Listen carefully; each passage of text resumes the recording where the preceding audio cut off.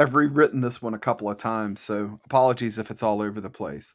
I do have a lot I want to talk about. I've spoken a bit about the process I go through when one of these ideas hits me. Usually, the easy part is writing everything out.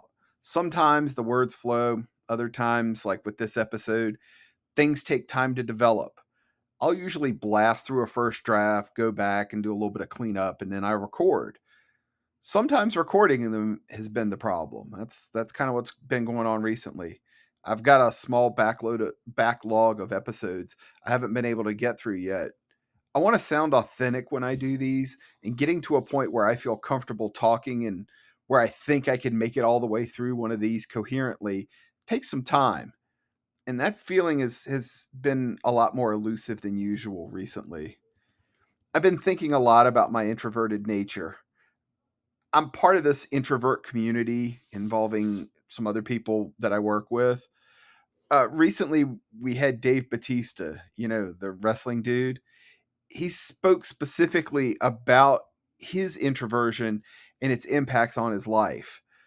The concept of seeing this famous person talking about being introverted really kind of spoke to me weirdly for some reason. I'm really glad I got the chance to see him speak. I'll admit I've got a strong bias about the notion of introversion. For one, I don't think we introverts get enough credit. I always chuckle when I tell people there's this community of introverts at work. Everyone's surprised that there's such a thing. Yes, but see, introverts really suck at self promotion, so it tends to be a pretty small group of us. There are a lot of people who identify as introverts, but very few of them are willing to do things like Batista did and speak to others about his experiences as an introvert. He was asked about his glasses, which he admitted were a bit of a disguise, a way to hide from everyone else. I can kind of relate to that. I think a lot of introverts can. I've got a costume I wear. Like Batista, I wear something that keeps the real me from others. It's intentional and yeah, it does help.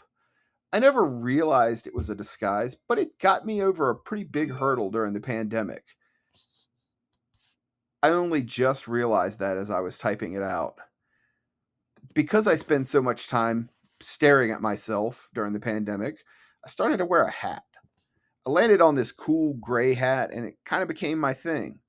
I'd wear it backwards, not for any kind of affect, but so I could see.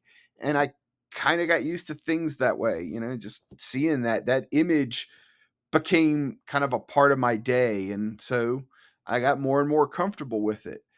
So much so that at one point I found I was able to start speaking more confidently. The person I see on Zoom is not the same person I see when I look in the mirror. It jars me and it throws me off my game. I'm fully aware that everyone knows what's going on, that my damn bald spots, plural, bother me.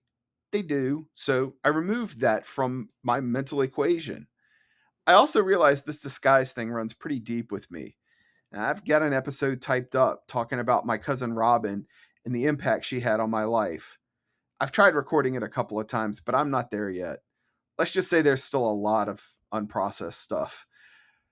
It's no spoiler to tell everyone about my love for hockey, and Robin is why I became a fan in the first place. Even as a kid, I wanted to play goalie. There was something about this menacing looking person covered completely in pads with these giant gloves and this huge stick, and he'd smash and slash into people. I only ever watched goalies, regardless of how good or bad the team I was rooting for was playing.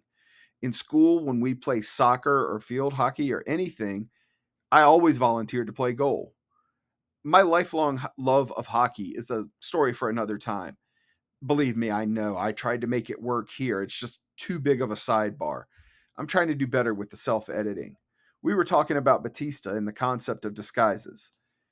That really strikes a particular chord with me. I've talked before about invisibility being my superpower. Well, here you go. I could never get comfortable with the idea of me, the physical person behind this voice. I mean, this podcast is a disguise, right? I can't do all of the things I need to do and be authentic about all of it if I'm constantly worrying what you think of me as a person. So I'm semi anonymous. I've also been thinking a lot about Maslow and his hierarchy of needs. I think I've lived my entire life until pretty recently stuck on the second rung. Safety has been a really rare thing with me. My whole life I've been afraid of something. I'm afraid I'm going to be uncovered as a fake. Like I don't deserve the attention or the affection of others or the respect. Look, I'm really good at technology. I struggle saying things like that out loud, but I found that once that I got the safety thing locked down, I skyrocket up through the other layers of that pyramid. As soon as someone believes in me, the outcome is automatic because I finally believe in myself. I met with a fellow introvert at work today for some mentoring. I'll be honest, we worked together before and I definitely got the introvert thing, but she'd had so much more fulfilling outcomes career wise, at least by the internal standards I set for myself. And I internally tried to resolve how this could be. Within 2 minutes of us talking, though, I got it. She's a different person. That whole conversation was amazing. We had so much in common just as introverts. In that room together, we had safety. I think about people like Michael Cleveland and Joshua Ray Walker, and I realize what admiration and respect I have for both of them. They were both able to overcome something I cannot. They are comfortable enough being themselves that they can perform for others. Even now, the thought of that absolutely terrifies me. Like, as I type this, I got goosebumps all over thinking about it. As a kid, I remember getting that feeling when anyone performed. I remember this particularly cringy feeling I got when I could hear the similarities in people's singing voices and their talking voices. I'm the littlest, tiniest bit on the spectrum, and sometimes that's a thing, at least according to the internet.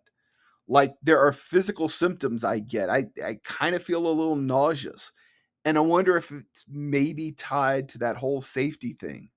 Like my brain can't process why someone would put themselves out there like that. Don't they worry what others would think too? But no, they love their music so much they can overcome that. Music is their safety. Both Michael Cleveland and J. Ray tell very similar stories about their love for music. Mr. Walker, sir, I mean no disrespect with that nickname. Honestly, I talk about you and your music and Mr. Cleveland's music to anyone that will listen. I just have maybe two or three good Joshua Rays in me in one day before I start slurring things together. Seeing both of them perform, they're both able to get past that fear that I have. Maybe that's why computers and technology spoke to me like they did back then. It gave me a chance to isolate myself from everyone and everything else and immerse every single spare second I had into trying to solve problems. Anonymity is my disguise. Back then, anonymity was easy. There weren't cameras everywhere. The internet was only available at universities and government installations, and you could hide. Things aren't like that anymore. I could be creative and I could get good at something and no one had to know. I mean, that was the goal back then. I didn't want Surtech coming after me for breaking copy protection on Wizardry. By the way, I just went down a rabbit hole and I think I'd really like to hang with Robert Woodhead. He's an entrepreneur, but he was also one of the developers who wrote Wizardry and whose copy protection I may or may not have intentionally circumvented as a youth. I profusely apologize, sir. I meant no disrespect whatsoever. And I'm frankly in awe of how good that particular copy protection was. I promise you, I didn't make a nickel off of it. I did it to win the favor of my computer teacher. I just read that Mr. Woodhead appeared as an NPC or a non playing character who goes around the game Ultima 2 screaming, "Copy protect!" Which, again, I apologize profusely for helping break the copy protection on Ultima 2. That one was a little bit easier, but again, I was still trying to impress my computer teacher. I'll throw some stuff in the comments about all this. I mean, this dude was in Real Genius too as their hacking consultant. How cool is that? Take care.